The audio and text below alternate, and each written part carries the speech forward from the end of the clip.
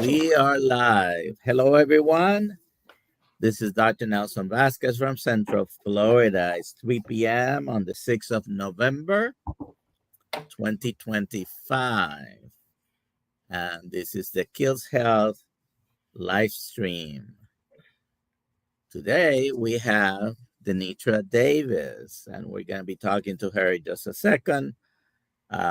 Just please put in the chat where you're watching from. And maybe today we'll give away a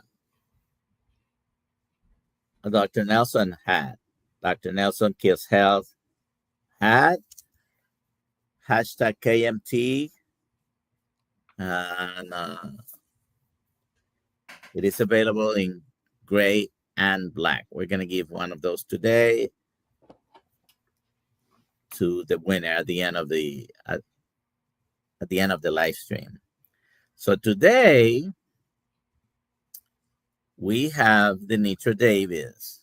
And DeNitra has a bunch of letters after her name because she has a master's degree. She's also a metabolic health practitioner and a nutrition network practitioner. And so we're going to be talking to her in a moment. I just want to remind everyone that today at 5:30 in the Thursday Kiltz Mighty Tribe Zoom call, we're going to have Lily Kane. So if you want to hear Lily Kane, come to the Zoom call. The Thursday night Zoom call is for one of the membership levels. Kiltz Mighty Tribe is always free. The free Zoom call that we have it within the community is on Mondays. There's another levels that include the Tuesday and or Thursday night. So today we'll be talking about a bunch of stuff with Lily Kane, okay? All right, so going back to DeNitra. DeNitra, how are you doing today? I'm doing fantastical. How are you? I'm doing great. Remind me, where are you coming from today? So interestingly enough, I am in Memphis, Tennessee at this very moment, which is home for me. But I actually live in Jackson, Tennessee. I've lived in Jackson for 6 years, but I grew up in Memphis. So I'm here today visiting my father. And so, yeah, that's where I'm from right now. All right. So remember, put your questions with a QQQ in front of it if you have any questions for DeNitra. And so I'm going to start with asking your why, DeNitra. And good question. Some people here may have heard your story, but just in case there are some that haven't, I'm going to ask you to introduce yourself, tell us a little bit about you, and share with us your story, which is incredibly powerful. It includes the reversal of things like lupus, eczema, prediabetes, and some other stuff. So go ahead and absolutely. Thank you for having me, first of all. I appreciate it.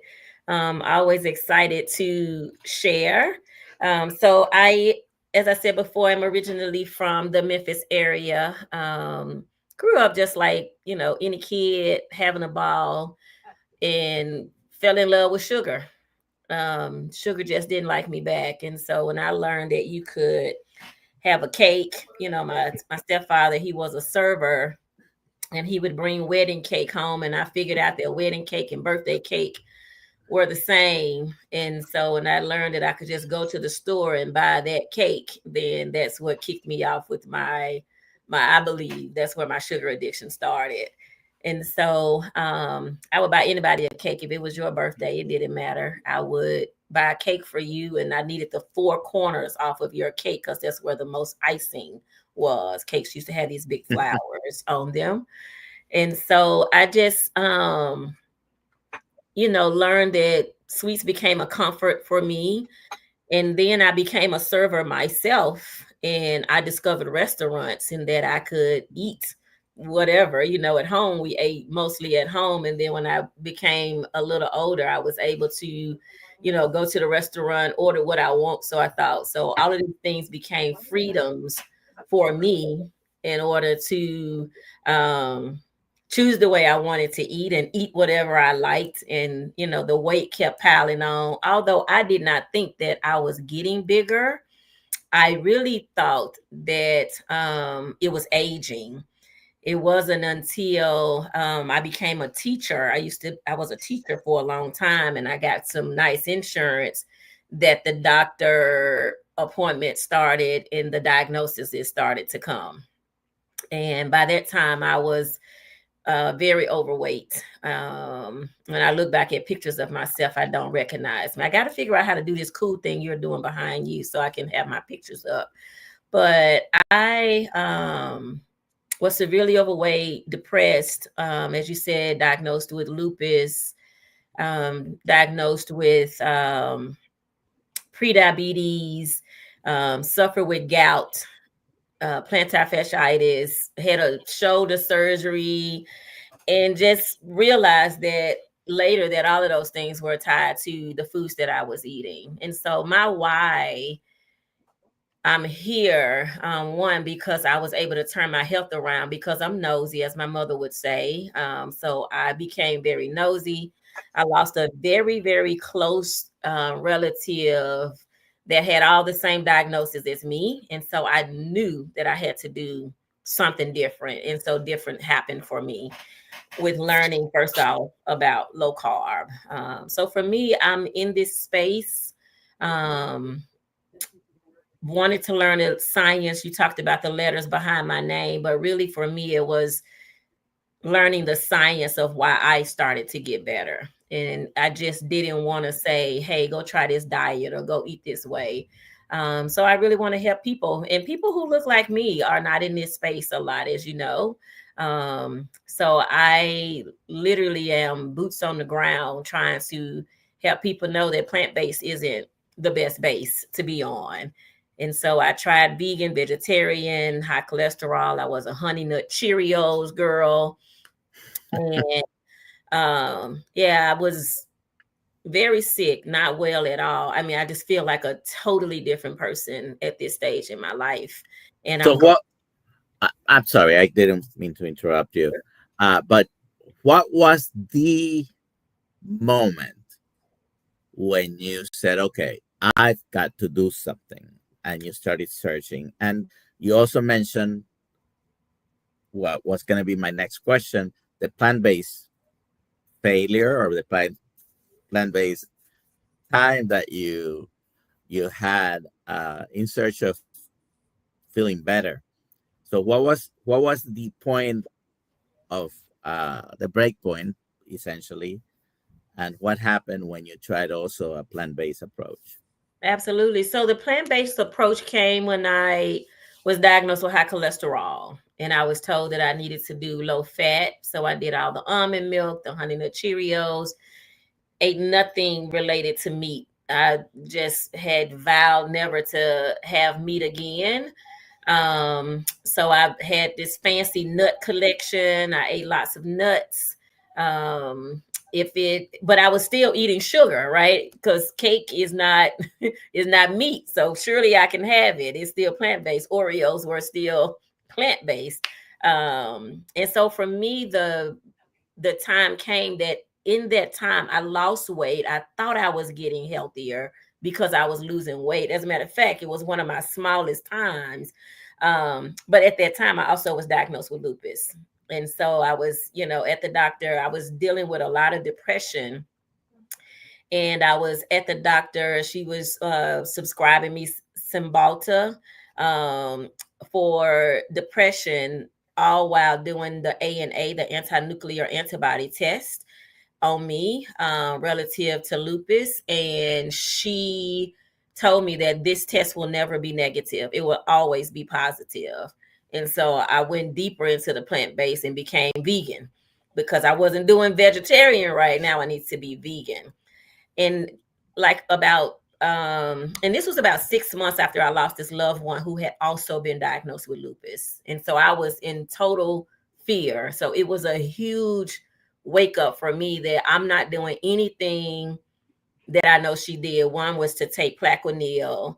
I wasn't doing that. And I went to 2 rheumatologists, and they both prescribed and told me that it would never change or get better. And about 3 months into my visits, I just stopped going. Nothing that they were doing was making me better, and I was refusing to take their meds. And so I started doing research to figure out. I started learning about nightshade vegetables. And so I tried to stay vegan and vegetarian while taking out nightshade vegetables. And that improved some. I even went to like a 12-step program, 12 steps through faith and healing. And none of those things really got me to a place of healing until I learned about low carb all the way. And I took a class by Dr. Westman. Dr. Westman offered a Keto Made Simple class. And that was the big turning point for me, to learn that although I had been trying to be low carb, that I was still eating sugar. So one thing that I say out loud is that if you take all meat out your diet, you're only eating sugar. So to understand that sugar was my problem, I needed to get it all out. And so that was my turning point, was the death of this loved one who was extremely close to me. Was just a huge light bulb for me to wake up and do something different.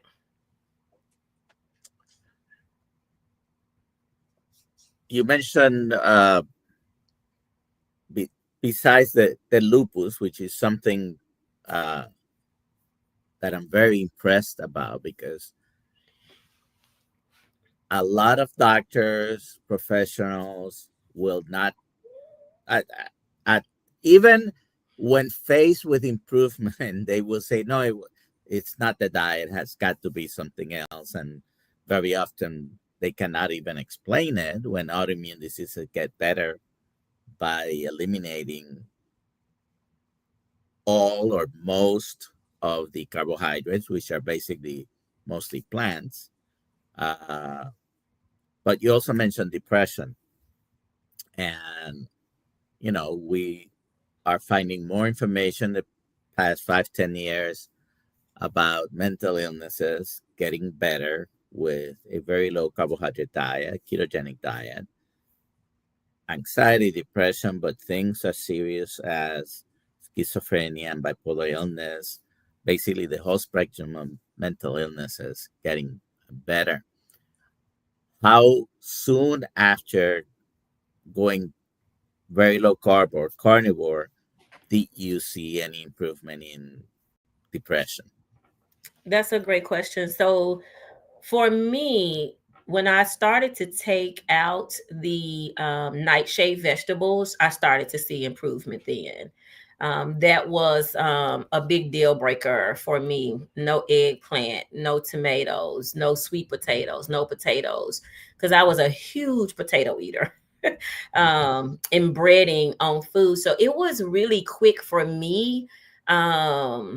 I would say within about the 90-day mark, I really started to realize like my brain wasn't crazy. I felt more joyful, because there was literally a time where I would sit in my closet in the dark. Like there was no escaping, but I then did not even connect it to the food. So let me say this, even the depression going away, I still did not make the connection until I started to do more research and learn that, oh, okay, this was connected. What you were eating was also part of the problem. And so getting better, I mean, when your brain starts to heal is the way I feel now. When your brain starts to heal, everything improves. There's this joy you have when you see these improvements to just keep pushing forward, right? And so yeah, depression went away pretty quickly for me. I was also doing some church things, involved in some ministries, that were very helpful to just kind of like uncovering like past things that could be, amplified along with what I was eating. So many of those things were amplified. So in your search for healing and feeling better, you've gone through basically the whole spectrum, because you started at one end, went even further, from vegetarian to vegan, and then you transition over to keto and eventually carnivore. What is your advice to people as far as, I want to do carnivore? Do you jump right in full speed into carnivore, or do you transition people into it? So I've done a little bit of both, and so a little bit about my backstory in getting there. I was very dirty keto. I was very dirty low carb, and so my progression was continuing to do research and meet other people. Right. So I found the Emmerichs, and the Emmerichs are who helped me clean up my keto, because I thought if it said no sugar, I could eat it. If it said keto, I could eat it. And I wasn't getting well, I was getting better, but not well. So for me, the thing that I try to, as a teacher, a former teacher, I try hard to not do labeling. It's hard in this sphere that we're in. So for me, the idea of taking out, understanding that anything that's not meat is plants is what helped me. Right. And so when I'm talking to people who are on this journey and they start off by saying, oh my God, I can't eat all meat, that's too much. Right. I say to them, the goal is sugar awareness and understanding that all carbohydrates are a saccharide, and a saccharide is a sugar. So it's either going to hit your bloodstream fast or it's going to hit it slow, but it's still going to be sugar. And so I ask people, how much of a blood hit do you want? You have to decide, right? Where do you want your sugar hit to fall? Do you want to wake up in the morning eating wheat toast, oatmeal, drinking orange juice, eating fruit to say that you're being healthy and you've had a full diet of sugar in the morning? And then later in the day, you're still ravenous because you're not satiated. So now you've chosen this big salad to eat with a little piece of protein. So I get them to kind of see how much sugar they're already consuming in a day. And now how much sugar do you want to continue to consume in a day? Hey, carnivore cutie. That's my buddy. So yeah, that's how I approach it. So I have people that are on all spectrums. I have people like, I'm out of here, I'm done, I don't want to eat any more sugar. I have people who say, hey, I'm gonna do it keto, I'm gonna do still green vegetables. And then I also push people to get their labs, like know what your labs say so that you know where your deficiencies are. And so that's a struggle for some people to, if they don't have their lab work, to know that there is definitely sickness there. So for me, they can be on any spectrum. Some people, I'm working with an older lady now who doesn't like beef. So she eats primarily turkey, salmon, and she still does her green vegetables. So you can be on any spectrum. I say if you had a mother, if the animal had a mother, you can eat it. That's what we say, right? You can eat nose to tail. And I just try to encourage them to understand that any plants, no matter how healthy you think they are, they're going to be a sugar hit to your body. That's eye-opening for some people. Absolutely. Absolutely true. So you mentioned, and I mentioned probably before you even did, that you improved or reversed lupus. I think you also, did you have gout as well? Oh, yeah. Okay. Yeah. So tell us a little bit about that. Uh, reversing your lupus and the markers, which I can tell you that many people can have positive markers of different diseases in lupus. Uh, there's a couple of things that you check on a regular basis. One of them is you mentioned the ANA, also the double-stranded anti-DNA antibodies, and a few other things, inflammation markers like CRP and set rate and things like that, right? And people with lupus and all kinds of autoimmune conditions could have some of these markers positive and not necessarily have severe symptoms. And sometimes they can have severe symptoms. And the markers are a little bit confusing because some of them are positive and some of them might be negative or absent. But tell us about the lupus, the diagnosis, and getting better. Absolutely. So for me, the diagnosis was the ANA. I went to two rheumatologists. I don't know that I've ever had the markers. My CRP is definitely improved. The ANA is negative. Um, I But was but it was I positive had at a some point. positive ANA. Yeah. My primary doctor recommended me to a rheumatologist. I went to that rheumatologist. I wasn't satisfied, so I went to a second one, and they both, based on symptoms, I was told that lupus is a symptomatic diagnosis where they take the number of symptoms that you have to diagnose you. So I lived in all of them. I had dandruff, dry scalp, eczema, skin issues, the depression. It was like 11 markers. And so for me, for about 4 years, I was afraid to get the test again. Not really afraid, but because she told me that it would never be negative, I never did the ANA again. And so my new doctor, who I met through Dr. Westman, became my doctor. And I asked her if she would run the test again. And we would, just checking it out, and it's negative, and it's remained negative as a marker for me. And so I have zero symptoms. My skin has improved. Dandruff has improved. I no longer have gout. And at that time, gout was the other reason why I stopped eating meat, because they said that gout was due to red meat and seafood. I love crab legs, and I went years where I would not allow myself to have crab legs, only to have a gout flare up still. And that's when I understood that it was more about the sugar than about the red meat. And so my continuation of eating sugar in any form was still causing me skin issues. I mean, I've had all kind of skin grafts and allergy tests that they couldn't find anything pressing to point to it. They were just medicating me, giving me medicine for this, skin medicine.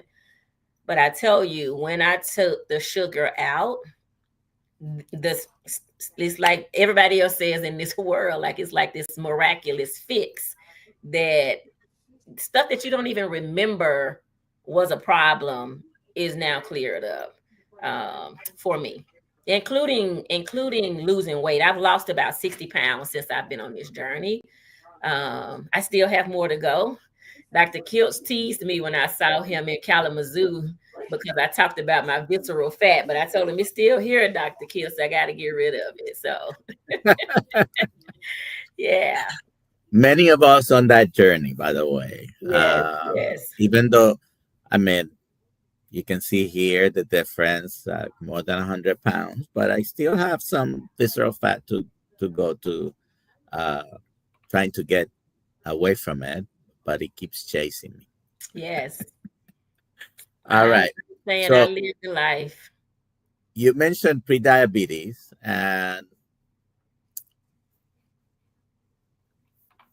the problem with sometimes terminology is we have to define it and make a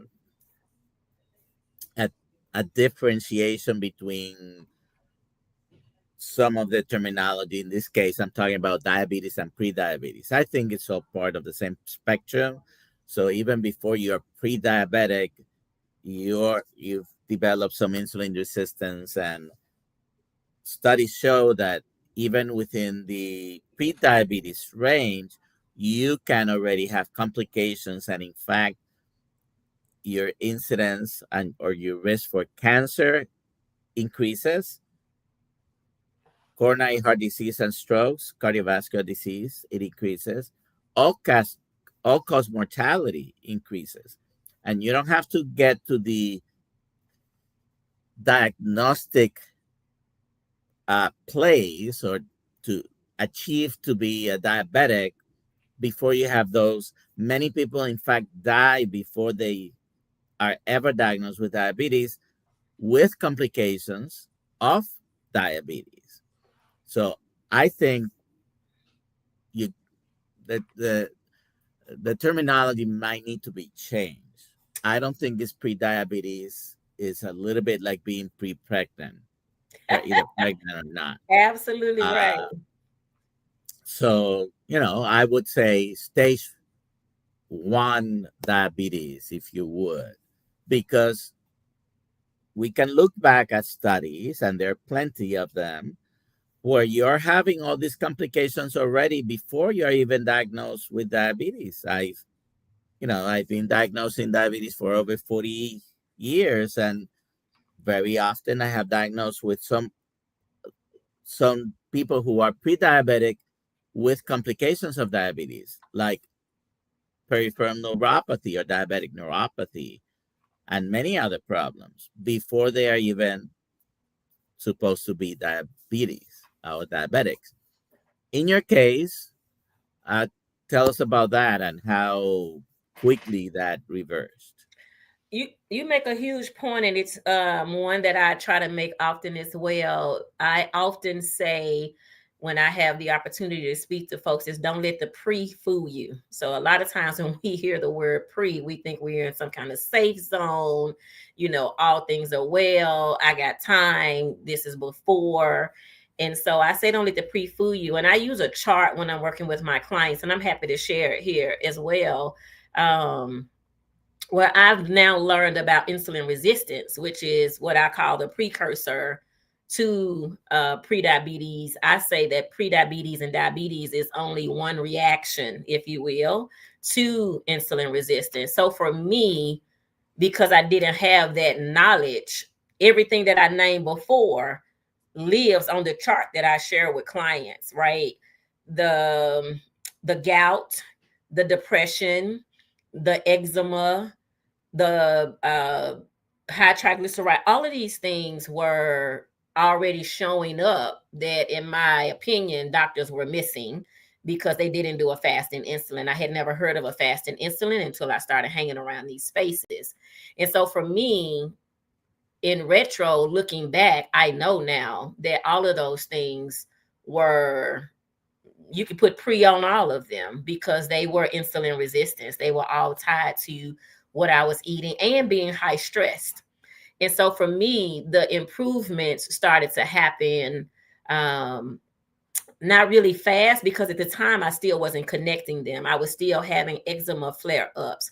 I used to think I couldn't be in the sun. I would be at the beach all covered up because I thought I had a problem, that the lupus was the symptom of it was my skin burning.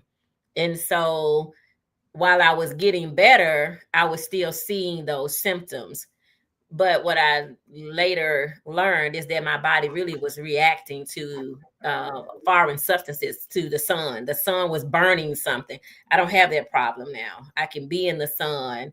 My skin doesn't burn. My neck is not black, but as a result of what I had been eating. So again, removing those things from my diet allowed me to not have the same complications. So for me, again, everything starts to get better. In the you don't even pay attention to all of those things at the same time, but little by little, you just start to see things fall off. Um, and one, again, is my skin. My skin used to be super, super dark. If you look at old pictures of me, and it was not a dark from being black. It was a dark from being inflamed. It was inflammation. My eyes were dark. my neck was dark. I used to wear like a sleeve on my arm. I bought these sleeves on my arm because whenever I would drive, my visor in my car wasn't enough to block the sun on my arm. So if I had my arm up on either side, they would just be burnt from the sun. And so I have these sleeves that I will wear. I don't wear them anymore. I haven't worn them. I haven't had a breakout as a result. You have coined a phrase or a series of words or branded them into what you call your ACE philosophy. Yeah. Talk to us about that. So yeah, the ACE philosophy is advocator, coach, educator, and it really happened out of order. It's so funny because I'm an educator. I'm a certified teacher. I have a master's degree in education, but I'm also always advocating and trying to help, people and helping them advocate for themselves. But then in this space, everything is considered a coach, right? You're a health coach. And so for me, part of what I've learned through, NMP and MHP is that coaches don't really teach. You kind of let people discover what's going on with them. You kind of draw them in with questions. Well, the me that I ain't drawing you in with questions. I'm going to directly teach you.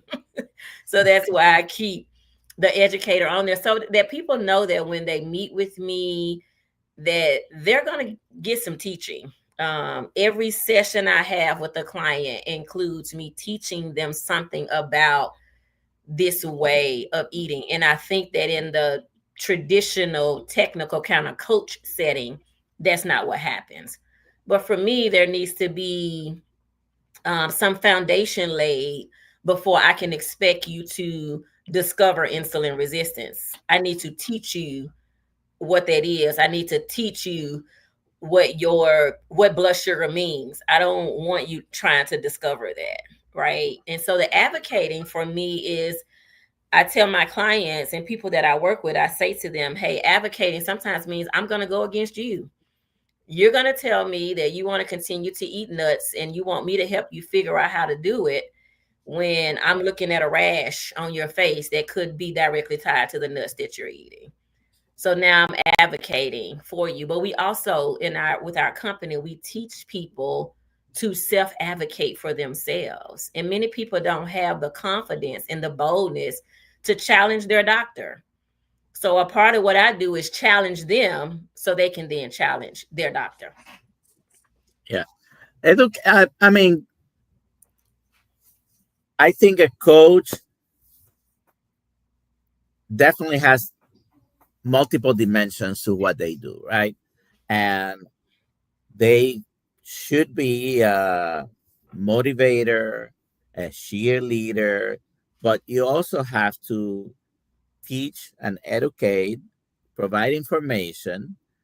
It is going to be ultimately the client's decision on what to do, but unless you show them and teach them something, they might not find that on their own. I mean, so it is multidimensional. So I'll say from my experience in some cases where I've been coached, even relative to health, it was played so safe that I think I missed some things because all the conversations were about these discoveries that I needed to be making. Like, how do you feel about that? Well, what do you think about that? Well, how did that make you feel? And I think all of that's great. And I think it has a place. But I also think in this space, there is this life and death happening right before my eyes.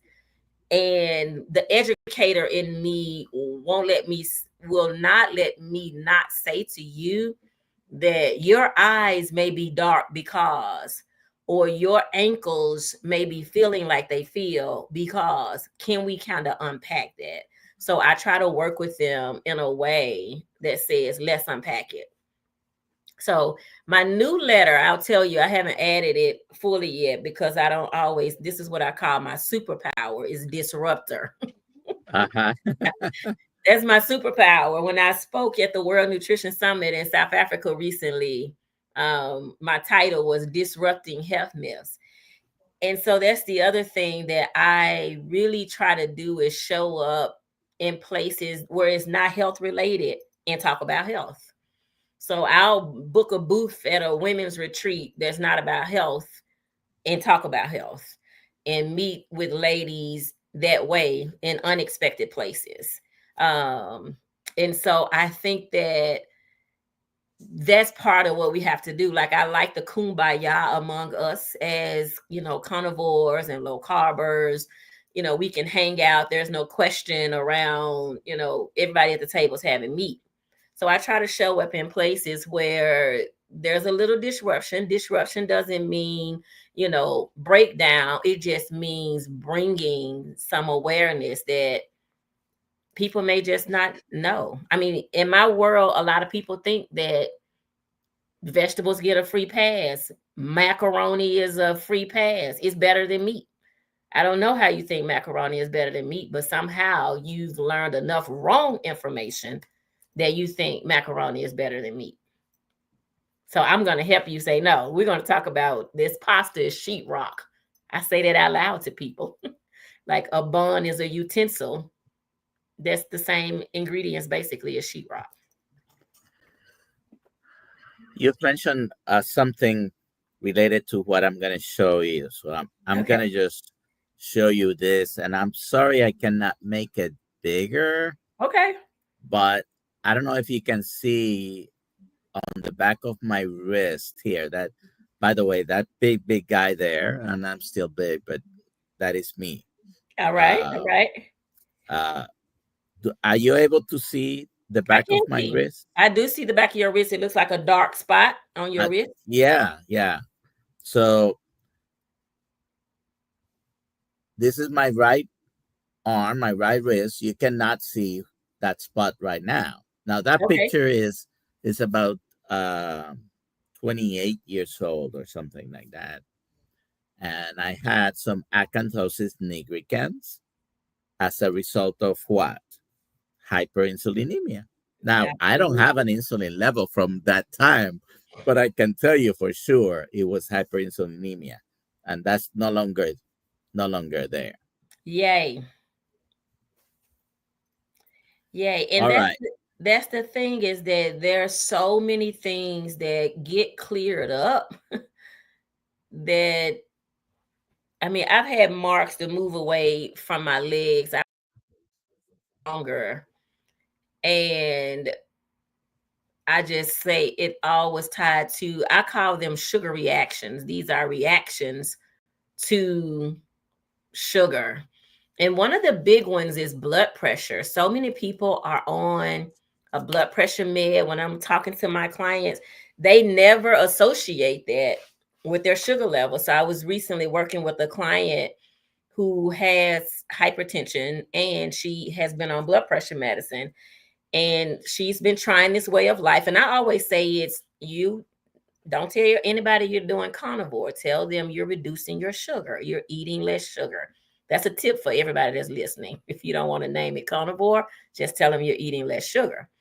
And she had an episode at work where her sugar dropped low because she hasn't been eating sugar. And I was helping her understand that what was really happening is now you're getting a double dose. You're taking your meds still, and you're no longer eating anything that the meds is helping, right? And so it clicked for her to understand that the sugar is what's causing her to have the high blood pressure as well. Probably the most common cause that nobody knows about.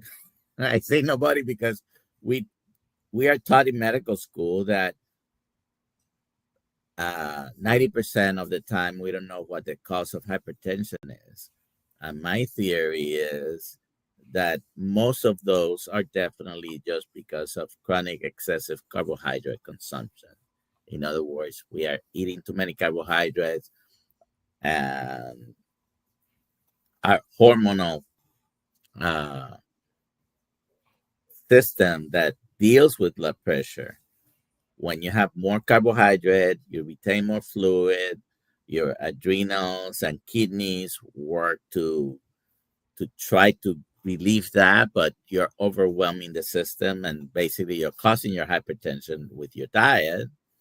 And as soon as you go in a low carbohydrate or carnivore diet, your blood pressure starts coming down. Now, for some people, it might take just a few weeks. For some people, it might take years. It depends probably on how long you've had hypertension and how much damage it has caused in your system, in your arteries and your kidneys. When I went carnivore, it took me about 7 months of tapering down medication to finally stop all medication. I remember the last time I took any blood pressure medication was 14th of February, uh, 2024, so a year and a half or more ago. And I remember the date because the following day is my birthday. And the morning of my birthday, I passed out because my blood pressure was so low that I passed out. So I didn't even take medication that day. It was just what I had taken the day before was a small dose. But I was taking very high doses of two blood pressure medications. And slowly and steadily, I tapered off the medications. Always do that with your doctor. Absolutely. Don't do that on your own. I also consulted my doctor every morning when I looked in the mirror. Anyways, but do that with your doctor because you need to know if you have if you're, and that applies not only to blood pressure medication, any medication. Work with your doctor to come off the medications if you're improving. Okay, most doctors will work with you, uh, even if they are not keto friendly doctors or carnivore friendly. But if you show that your blood pressure is getting better, they'll work with you to decrease your medications, whether it's blood pressure or diabetes medication or any other medication. I mean, even if they cannot explain it, doctors are happy to make medication changes if you show to them that improvements, right? So whatever you're doing, if your autoimmune problems improve, they'll take you off the medications or diabetes, hypertension, and all these things. And that's the All right. thing that we have to continue to do is help the patient, the client to self-advocate for themselves. I mean, that's why we keep showing up in these spaces to offer information so that they can challenge what's happening rather than just accepting it. I mean, one of my clients was taking a blood pressure medicine, then prescribed potassium, and didn't understand that the blood pressure medicine what was causing the potassium to be low. So can we fix the blood pressure so that then the potassium becomes a non-factor, right? So yeah, I agree with you on that. I was going to share, if you want, I have the little chart that I share with my Sure. my clients, and then I'll share some pictures of me as well. Let me see if I can figure out how to get where I'm going. You should have something that says present or invite. I don't want to do that one. So I'm going to pull these up. Let's see if I can do it right, though. So these are actually pictures. I'll show you these first. These are before and after pictures of me. Okay. Are you able to see them, Doc? Yeah. Okay. You're gonna have to click on one of them to see them. Can you see it? I mean, I see. This is what I'm seeing. Oh yeah, and I can't see you anymore because when I go to my screen, it doesn't allow me to. But if you highlight any of them, we'll be able to see it better because I'm seeing just the page where all of those pictures are together. I see what's happening now. Okay, let me go do that. Let me go out and then go back into just a picture.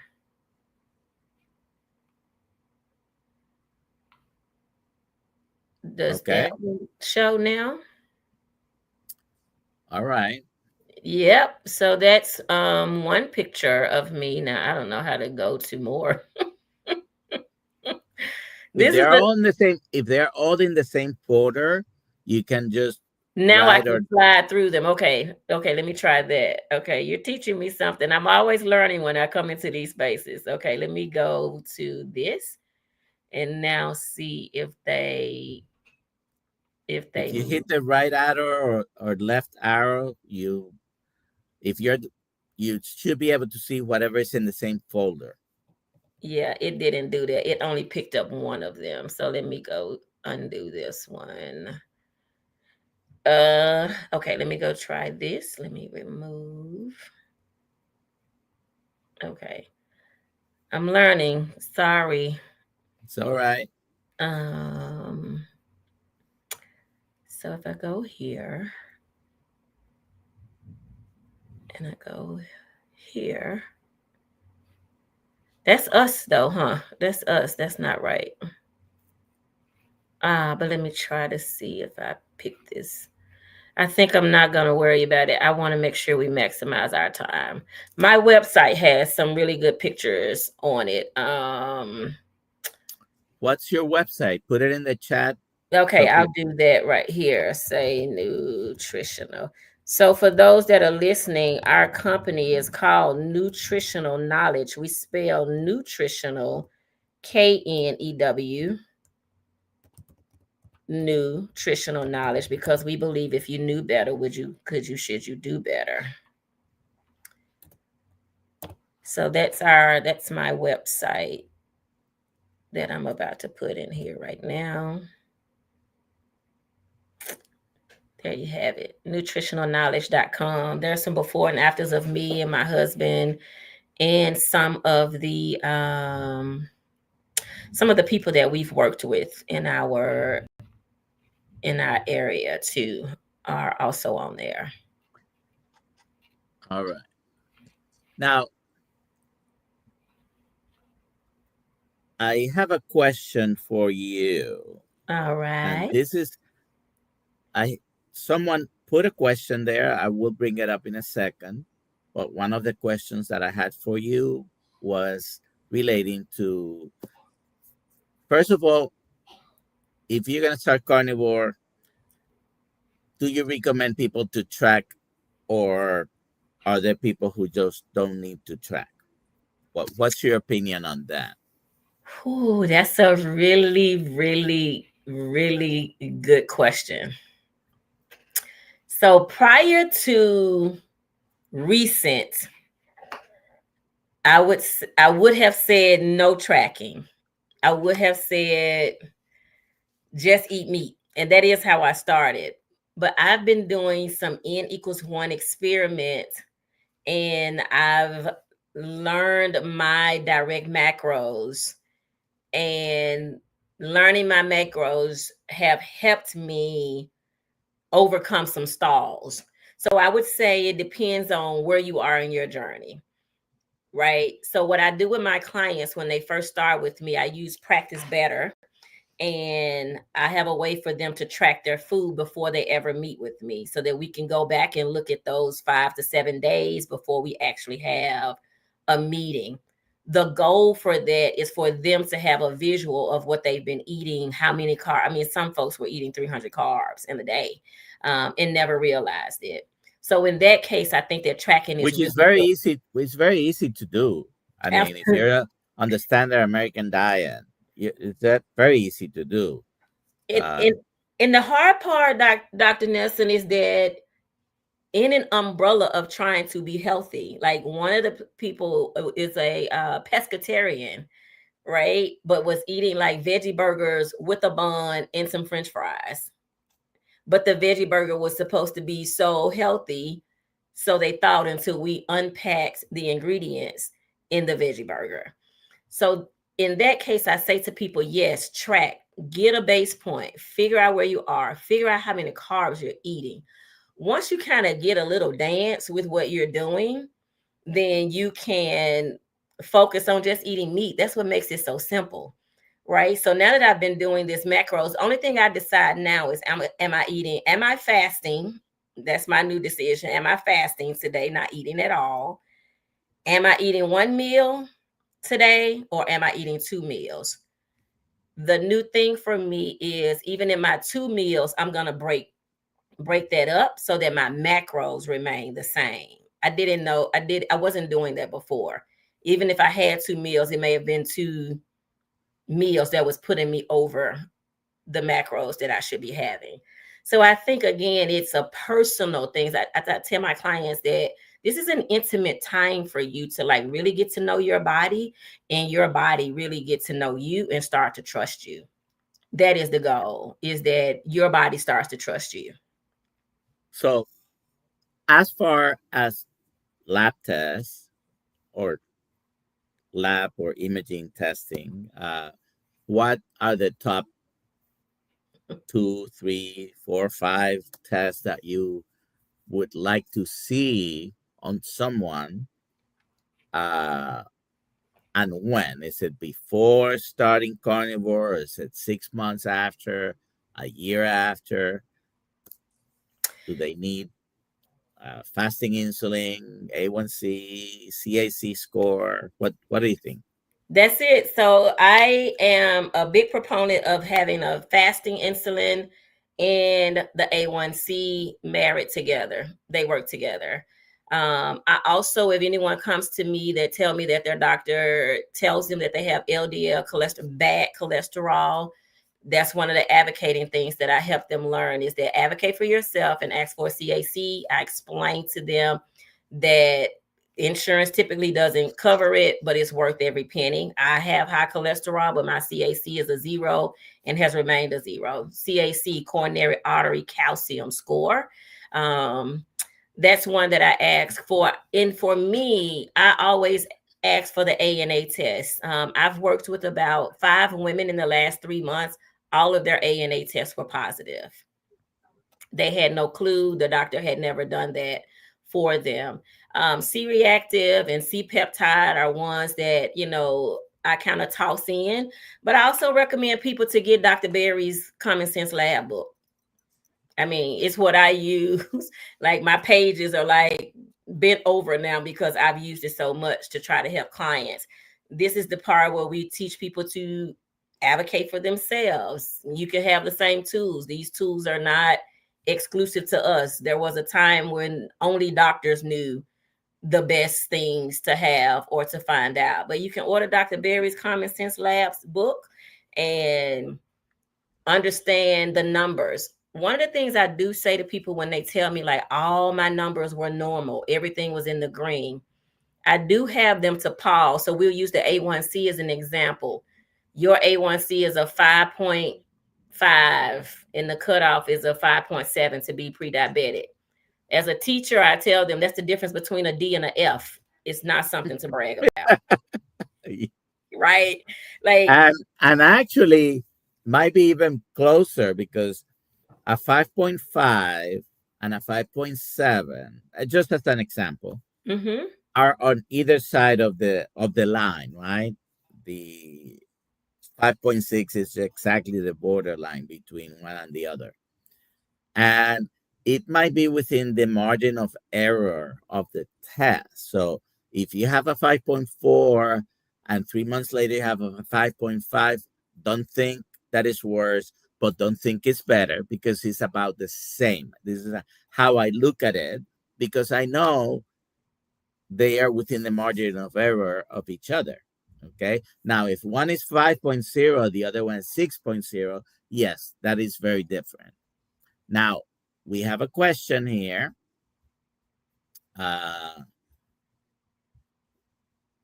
she asks, she says 1 year carnivore, recent blood work, A1C 5.1. Would a fasting insulin be recommended? What do you think? I say yes. Because the job of insulin, and this is a lot of people, again, when they say all my numbers are good and you don't have the fasting insulin, we have to see if fasting insulin is the thing that is actually keeping the A1C low. And you won't know that unless you do the fasting insulin.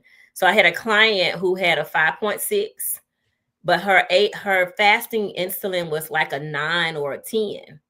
So in her mind, I'm just barely pre-diabetic, right? But when you look at this fasting insulin and know that the fasting insulin is running high, the insulin is the thing that's working overtime to keep the A1C low. So I say yes. I think anytime a A1C, I think as we talk about advocating and changing policies, I think that it should be automated that you have a fasting insulin and an A1C at the same time. Let me add this as a caveat that I think is also something that we should be advocating for. When you get your numbers from your doctor relative to a fasting insulin, the range is like 1 to like 100. You can help me with that one, Dr. Nelson. Like it's like a large number that still make people think once they get a fasting insulin that they're good. But remember, we're looking Yeah, for some labs will mark a fasting insulin of 18. There's another lab that up to 25 they consider it normal. It is not. It it's is not. certainly not. It's I not. mean, uh, in our space, if you listen to people like Ben Bickman, for example, and some of the others that talk about this, first of all, you have to understand that fasting insulin is just one static measure in time, and you should be fasting, but just one time might not be enough to give you the complete picture.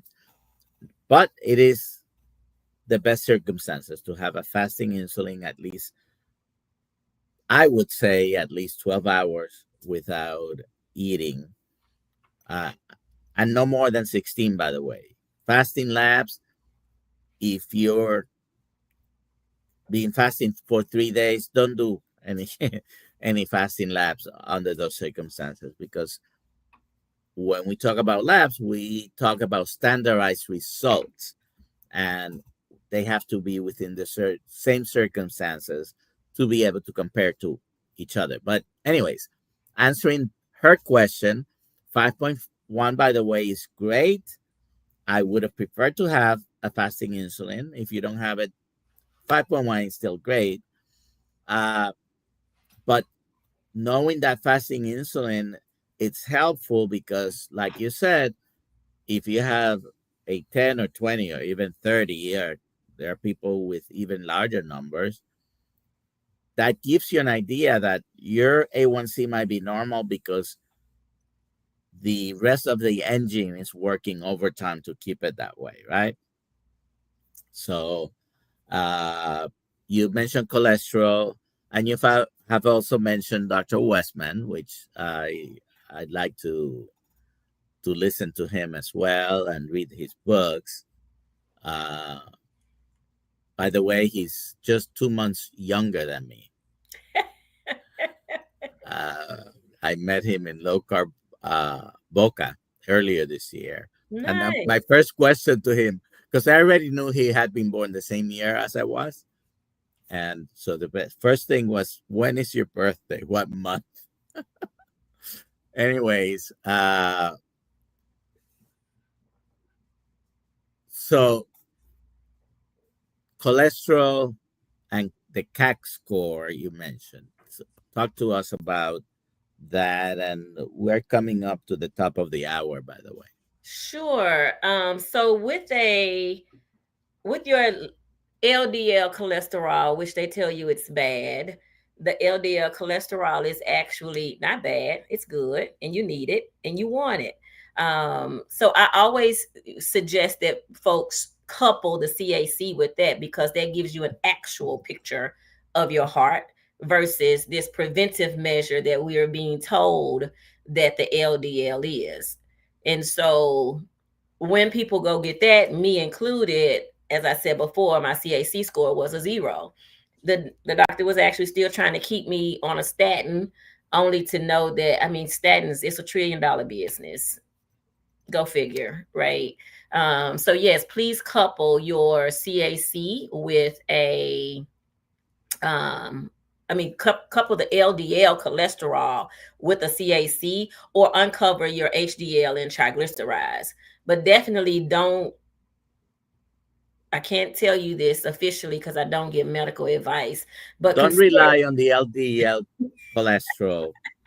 I know that's what you're thinking. That Yes, is my opinion. It's your opinion. We're not anybody's doctor here. We're not giving medical advice. My we need opinion. LDL. What we're finding in the research, the most recent research, is that people who have dementia also have low cholesterol in their brain. So that means that your brain is running on sugar because it's not getting fat. Okay.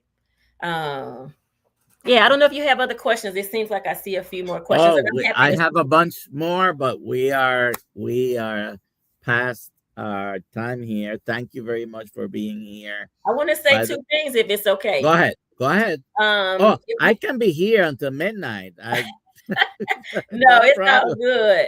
If you can take the question down, I want to invite people to from your channel to go. I'm still growing my channel. I want to invite them to go to my YouTube channel and like, subscribe. I do have a show, Carnivore-ish. Dr. Nelson has been on my show. As a matter of fact, this is the first show I've done since we met on my show, Dr. Nelson. So my show is called Carnivore-ish, and Carnivore-ish is a play off of our branding for nutritional knowledge, but the ish stands for informed, satiated, and healing. So this is not strict carnivore. This is, let's come in together and figure out our own formula. Also, I'm at Advocator Coach Educator, or you can look up DeNitra Davis.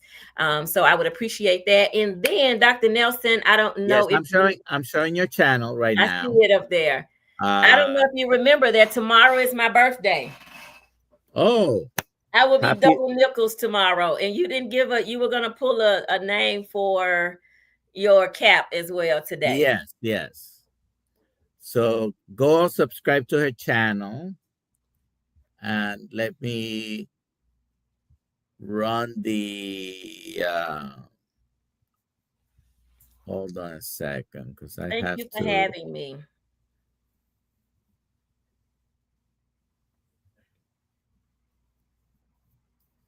let me I should have brought my picture. We do birthday steak now. We put candles on steak now. hashtag KMT. I'm gonna give you one more chance. 5, 4, Oh, 3, it's not showing 2, up. The rounder is not showing up. 1. Oh, hold on a second. Yeah, we can't see it. It is here. Oh, let me stop this. Hashtag KMT.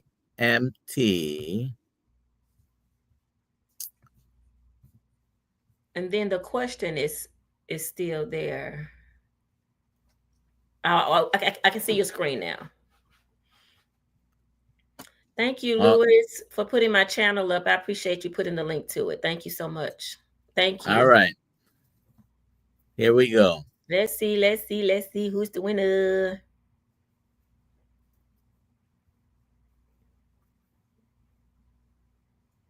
Angela. Angela.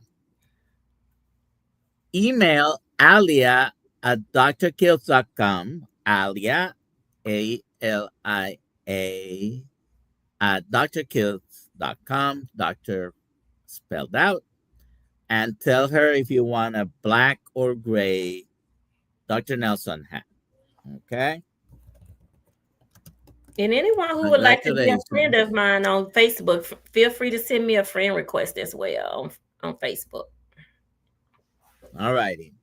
So thank you for being here. Thank you. This was very good, I think. We're all on this journey together, right? And some of us may need to be more strict or less strict. Some of us may tolerate eating some carbohydrates, some plants more than others. I even carnivore things like cheese. I love cheese. Don't, I could do without it, certainly. Uh, Anyways, subscribe to her channel, and at 5:30 we have Lily Kane in our Zoom call on Thursdays in the Kiltz Mighty Tribe. So I'll see you there, if not tomorrow morning at 6 a.m. And thank you for being here. And thank you, DeNitra, one more time. Thank you. I appreciate it. This was awesome. Hat to Dr. Kiltz and Alia for me. All righty. All right. Take care. And whoever is going to hack your health, remember to stop by our booth. Okay? Bye-bye. Bye. Eat meat. It heals.